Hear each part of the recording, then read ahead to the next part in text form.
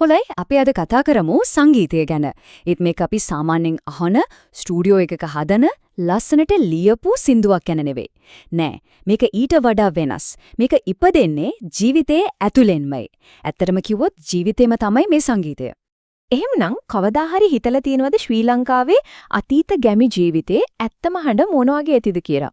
අන්න ඒ ප්‍රශ්නෙට උත්තරයක් තමයි අපි අද මේ විග්‍රහයෙන් හොයන්න උත්සාහ කරන්නේ. හරි. එහෙනම් අපි කෙලින්ම යමු විෂයට.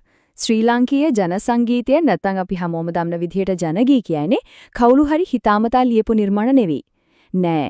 ඒක හරියට මිනිසුන්ගේ ජීවිතෙන්ම ගලාගෙන ආපු දෙයක් වගේ. එයාලගේ සතුට, දුක, මහන්සිය මේ හැම අත්දැකීමක්ම එකතු වෙලා ඉබේටම හැදුන හඬක් තමයි ඒ. ඉතින් ජනගී නමේ තීරුම්ෙන්ම කියවෙනවා වගේ මේවා ජනතාවගේ ගීත.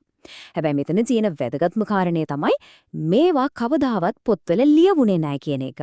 මේවා සුරකිලා තිබුණේ මිනිස්සුන්ගේ මතකේ. ඒ කියන්නේ පරම්පරාවෙන් පරම්පරාවට කටින් කට ඇවිල්ලා. කාලයත් එක්ක ගමේ ජීවිතේ සාරයම උරාගත්තු පිරිපහදුණු සංගීතයක්. හොඳයි. එතකොට මේ ජනගී හැදුනේ කොහමද? මොන වගේ අවස්ථාවලදීද? ඒක තේරුම් ගන්න හොඳම ක්‍රමය තමයි මිනිස්සු එකට එකතු වෙලා වැඩ කරපු තැන් දිහා බලන එක.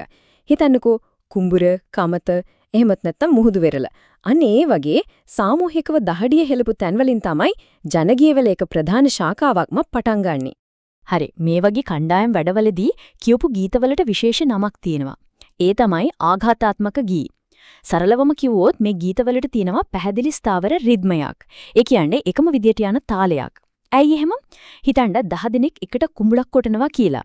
හැමෝගෙම උදැල්ල එකම වෙලාවට පොළවට වදින්න එපා. අන්න ඒ සම්බන්ධීකරණයට ඒ එකමුතුකමට තමයි මේ රිද්මය උදව් වෙලා තියෙන්නේ. හරියටම අන්න ඒක තමයි මෙතන තියෙන හරය. සාමූහික වැඩකදී රිද්මය කියන්නේ නැටුවම බැරි දෙයක්. හැමෝගෙම උදැල්ල එකට වදින්න, හැමෝගෙම අත එකට යන්න, ඒ හැමෝවම එකට බැඳලා තියෙන නොපෙනෙන නූල තමයි මේ රිද්මයානුකූල ගීතය. උදාහරණ විදිහට ගත්තොත් කුඹුරේ දහඩිය හැලද්දි කියපු ගොයම් ගී. කමතේ වීපාගද්දි කියපු නෙළුම් ගී. එහෙම නැත්නම් දීවරයෝ හයියෝ කියලා එක හුස්මට දැල අදිද්දි කියලා දැල් ගී. මේ හැම එකකින්ම අපිට ඇහෙන්නේ තනි පුද්ගලයාගේ මහන්සියක් නෙවෙයි. ඒකෙන් ඇහෙන්නේ එකට එකතු වෙලා වැඩ කිරීමේ ශක්තිය, ඒ සාමූහිකත්වයේ තාලය. හැබැයි ඉතින් ජීවිතේ හැම වෙලාවෙම කණ්ඩායමක් එක්ක ගෙවෙන්නේ නෑ නේද? සමහර වැඩ තේම හුදකලාවේ තනියම කරන්නම වෙනවා. අන්න ඒ වෙලාවට ඒ තනිකම මැද්දේ ගේන ගීතේ අර කණ්ඩායමේ ගීතයට වඩා හාත්පසින්ම වෙනස්. ටිකක් හිතන්න ඝන අඳුරේ හේනක් මැද්දේ තනියම පැලක් රකින්නකොට එහෙමත් නැත්නම් දවස් ගාණක් දිග ගමනක් කරත් එක යනකොට මේ මහා හුදකලාවේදී ඒ නිහඬියාව බිඳගෙන හිතකින් ඉබේටම පිට වෙන තනුව ඒක මොන වගේ එකක් වෙන්න ඇද්ද? අන්න ඒ ගීතවලද තමයි අපි කියන්නේ අනාගාතාත්මික ගී කියලා. ඒ කියන්නේ රිද්මයක් නැති ගීත. සරලයි. මෙතන කණ්ඩායමක් එකට තියාගන්න රිද්මයක් ඕන නෑ. මේක තනිකමේදී තමන්ගේ හිතේ තියෙන වේදනාව, දුක, මහන්සිය ඒ ඔක්කොම පිට වෙන විදියට හිතේ හැටියට ඇදලා පැදලා කියන හරිම නිදහස් ගායනයක්. මෙතන තියෙන තීරණාත්මක වෙනස තමයි මේ. අර කලින් කියපු රිද්ම ගීතවල අරමුණ උනේ කණ්ඩායම එකට තියාගන්න එක. හැබැයි මේ ගීතවල අරමුණ ඊට හාත්පසින්ම වෙනස්. ඒ තමයි තමන්ගේ හිතේ තියෙන තනිකම, මහන්සිය, දුක පිට කරන එක. අන්න ඒ නිසයි මේකට ස්ථාවර රිද්මයක් නැතුව මේ වගේ නිදහස් ගායන විලාසයක් ලැබිලා තියෙන්නේ. මේකට හොඳම උදාහරණ තමයි රාත්‍රිය පුරා කරත්තෙත් එක්ක තනි වෙන කරත්තකරුවාගේ ගැල්ගී, හේන වනසත්තුන්ගෙන් බේරගන්න පැල් රකින්න කෙනාගේ පැල්ගී, එහෙමත් නැත්නම් ගඟ දිගේ හුදකලාවේ පාරුවක් පදිනකොට කියන පාරුගී. මේ හැම ගීතයකම ඇතුලේ ගැබ් වෙලා තියෙන්නේ හුදකලාවෙන් ඉපදුණු වේදනාව.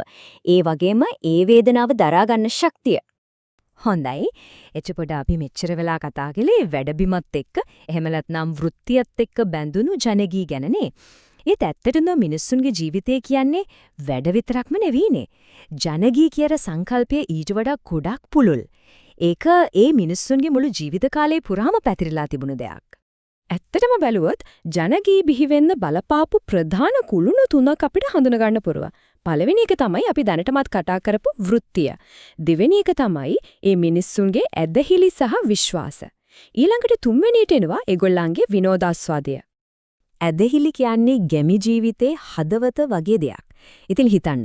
ලෙඩ දුකකදී දෙවියන්ට යාතිකා කරන ගී, යහපත පතාගෙන කරන ශාන්ති කර්මවලදී කියන ගායනා, ඒ විතරක් නෙවෙයි බුදුන් වදිනා තුන්සරණ කවි වගේ දේවල් දිහා බැලුවම මේ සංගීතය ඒ මිනිස්සුන්ගේ ආධ්‍යාත්මයත් එක්ක කොයිතරම් ගැඹුරට බැඳලා තිබුණේද කියලා අපිට පැහැදිලි වෙනවා. ඊළඟට විනෝදය. අවුරුදු කාලෙට අහන්න ලැබෙන රබන් පද ළමයි ඔලින්ද කෙලිය වගේ සෙල්ලම් කරනකොට කියන පොඩි පොඩි කවි ඒ හැම දෙයකම වඩා අදටත් මේ මොහොතෙත් අම්මා කෙනෙක් දරුවෙක් නලවන්නේ අර හුරු පුරුදු දොයි බබොතන් වෙන්නේ නේද?